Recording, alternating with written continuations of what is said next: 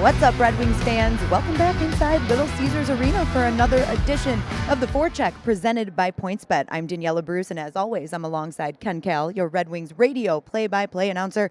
Game 4 of the 4-game homestand to kick off the season here. Ken, we've got the Calgary Flames in town. It's going to be a good one. The Red Wings have been playing really well. Yeah, really, and we wanted them to get off to a very good start, and certainly that's exactly what they've done, picking up points and 5 points in, or 5 points in, what is that, out of 6 points. So they're doing pretty good. Don't make me do math, Ken. You know that's not my specialty. I can't do math. You know what's interesting about the Red Wings, too? I just saw this online, is that they've always led in every game. They have not relinquished the lead or trailed. So that's pretty good. Yeah, it is a very, very, very good stat. They have yet to give up a first period goal as well, Ken. So I hope I didn't just jinx that heading into tonight's game, but that's a very, very good stat. Let's take a look back at what we saw on Tuesday here at Little Caesars Arena. We're going to start off with Thomas Greiss because he continues to be a story for the Red Wings. He saved 22 of 23 on Tuesday and currently leads the NHL with a .969 save percentage. Just made a big save on Chinnikov right there, and look at him reaching out with the glove hand. He's just been superior in that, and you need that good solid goalkeeping to keep you in the game. He's only allowed one goal in each of the last 2 games, so he's been very steady as a rock, and you got to have that good goalkeeping to win. We're going to jump all the way to the third period in this one, Ken, because that's when the first goal happened, and Dylan Larkin finds Lucas Raymond for his first NHL goal. How happy was he? And it was a long time coming, 3 games, but you know, he's a point per game player, Lucas Raymond, and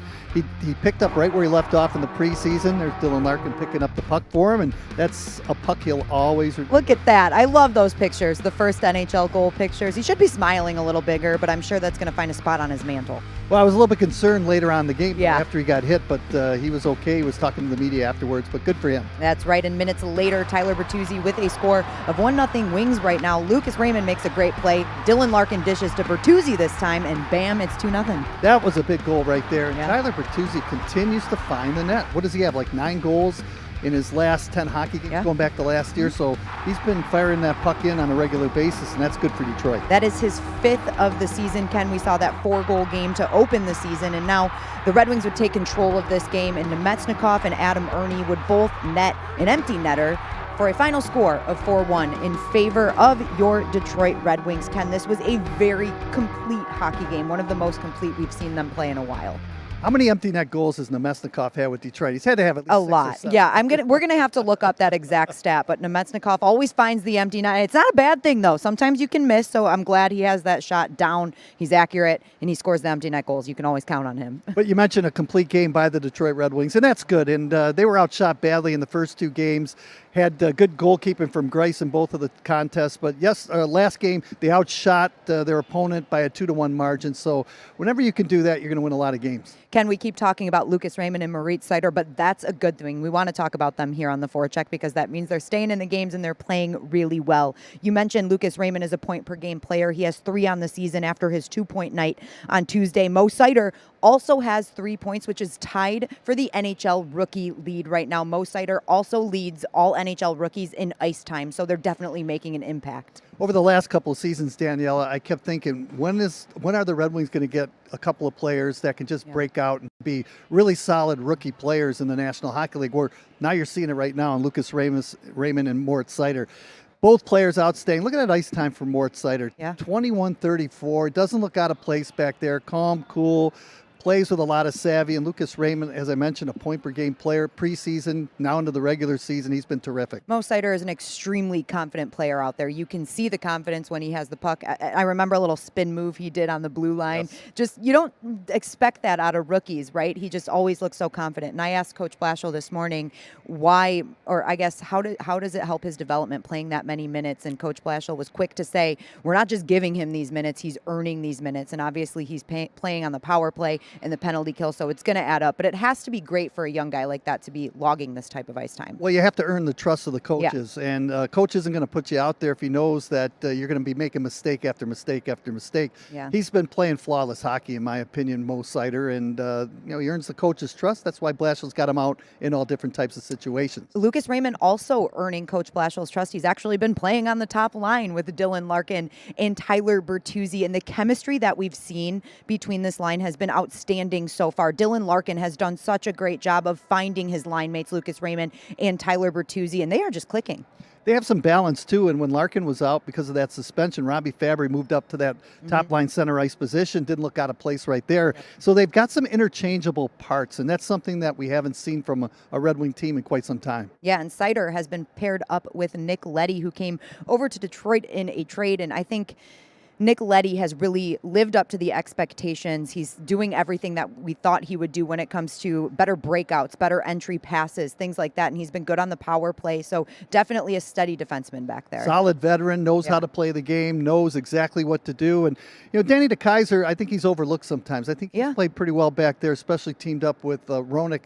And Gustav Lindstrom's been steady as a rock. And Mark Stahl, he's just a cagey veteran out there. He knows what to do with the puck. Mark Stahl actually picked up his 200th NHL point in Tuesday's game with an assist on one of the empty net goals. I believe it was Vladislav Nemetsnikov's goal, but he has 200 points now, so a huge shout out to him. And we're in the A this year, so definitely that veteran presence that we need. Yep, and you just need that veteran leadership all the time, especially to help the youngsters. But the way Mo Sider's been playing on the blue line, he needs some help, but it doesn't look like it, does it? No, it's unbelievable, honestly, Ken, because you're expecting those bumps and bruises, right? We just haven't seen them yet. It's a learning process, right, Daniella? You just have to continue to play, and you're going to make your mistakes, but hopefully your mistakes are minimal. And with the guidance of the veterans out there, that can really help you out, especially if you're a young player. As we mentioned earlier, Ken, the Red Wings are home for the fourth of a 4-game homestand to kick off the season. The Calgary Flames are in town, who are actually winless on the season. They've played 2 games so far, in that last one coming Monday night against the Anaheim Ducks. So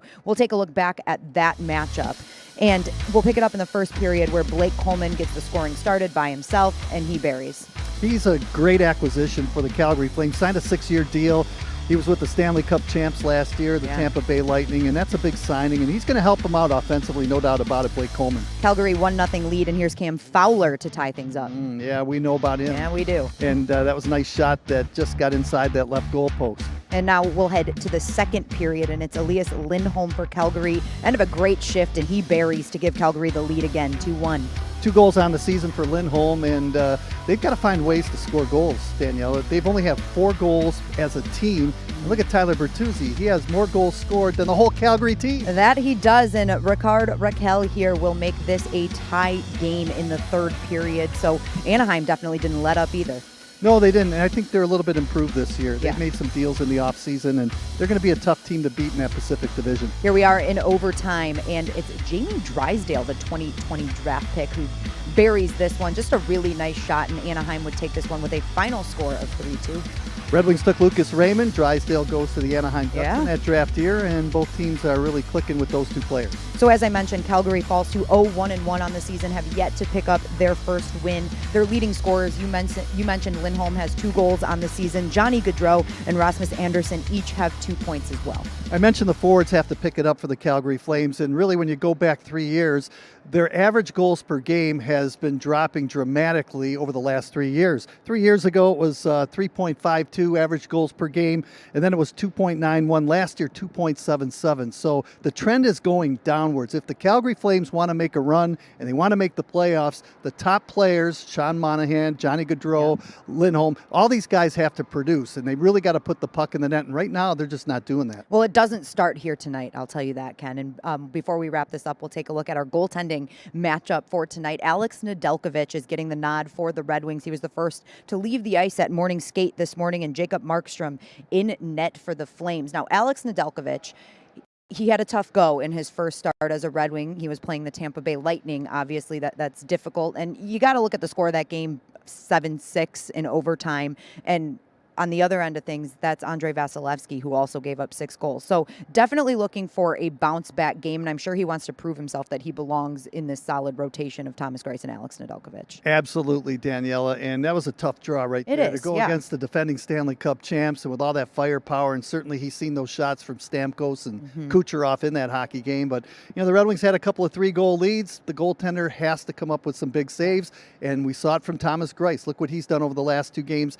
Now it's Alex Nedeljkovic's turn. And what I like about the way that Greiss is playing, it kind of really, jumpstarts Nedeljkovic, I think, right now, because if he wants to play, he's going to have to be equal or even better than Thomas Greiss, right? So, hopefully that'll carry into his game here tonight against the Calgary Flames. Alex Nedeljkovic plays a very interesting style as well. He's very aggressive in net, and I'm just wondering what you think of how you see him play. He comes out to play the puck a lot more than any other goaltender I've ever watched. Well, sometimes those goaltenders can get in trouble, especially if there's not much communication between the goaltender and the defenseman. That's why you practice, and hopefully they're on the same page, right? Yeah. You hope Stahl and Nick Leddy and Mo Seider and everybody else are on the same page with the goaltender, Nedeljkovic. But again, I like goaltenders to just stay in the net.